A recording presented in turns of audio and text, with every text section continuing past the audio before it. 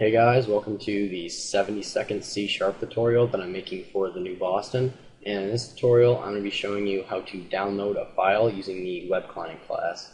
So all you're going to need for this tutorial is a button, a save file dialog, an if statement making sure that the user actually selects the location using the save file dialog, a web client, and you're going to need to be using the system.net namespace so that we can use our WebClient class. So in the previous tutorial, we looked at downloading a string. In this tutorial, we're going to download a file. And just like in the previous tutorial, you're going to need to be using this webs.com. Unless, of course, you have your own web hosting, then you can use that. And right here, we have two files. We have this big file and this status. And we're going to be downloading the status text file first. So we're going to have to get the URL of this, and in order to do that, we're just going to go ahead and click on the file, and we get the URL right here. And in order to download a file, you're going to need to have the direct link, or the direct URL to it, so you just keep that in mind. So just copy this URL right here so we can download it. And now we're going to use the download file async method. So we're going to do download file async. And download file async will basically run this method in the background so that we don't have to have our application freeze or thread it. So it just basically threads it for you.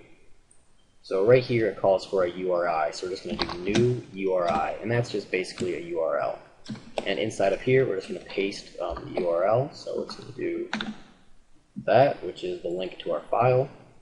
And the second method, or the second parameter that this method calls for is a file name, or the path to where we want to save the file or download the file to. And that's what the save file dialog is for. So we can just do sfd.filename, and it will just download the file to wherever the user selects in the save file dialog. So now when we debug here and click download file, we should get a save file dialog. We're just going to download the file into this test folder. I'll just call it status.txt. And now when I click save, it should download the file into this test folder. Yep, now we have this status text file. Open it, and it says exactly what it says on right here. Alright.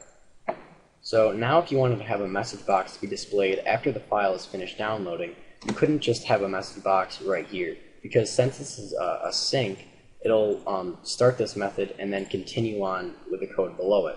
So we're going to have to use an event.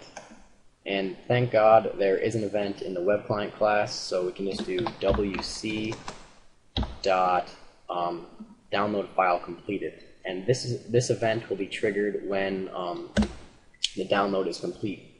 We're going to do plus equals, and just click tab twice right here, and it will just create a method for us when the download file is completed. And now we'll just have a message box be displayed when the file is completely downloaded. And we'll just have it say file is downloaded.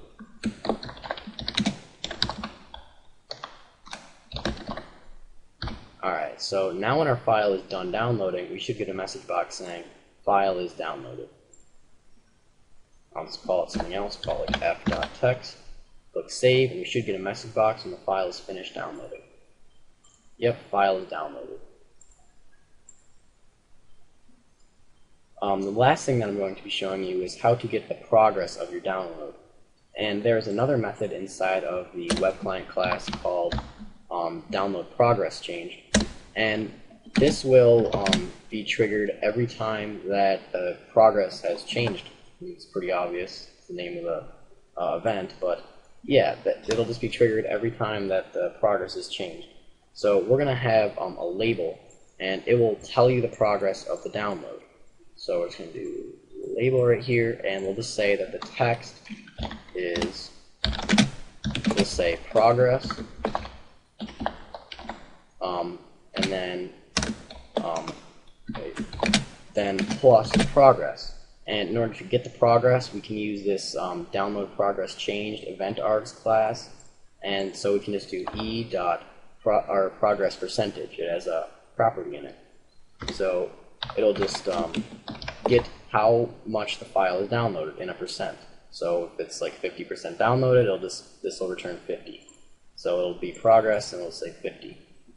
So now when we click download file, the progress should change as the file is being downloaded. So I'll just call it like status1.txt. Click save. Now it went really fast, so you couldn't really see it, but if we were to download the bigger file, that's what the big file is for, then we should be able to see the progress change. So now, when we download the big file, I'll just call it big file, and click save, we should see the progress change. And yep, there's the progress going up.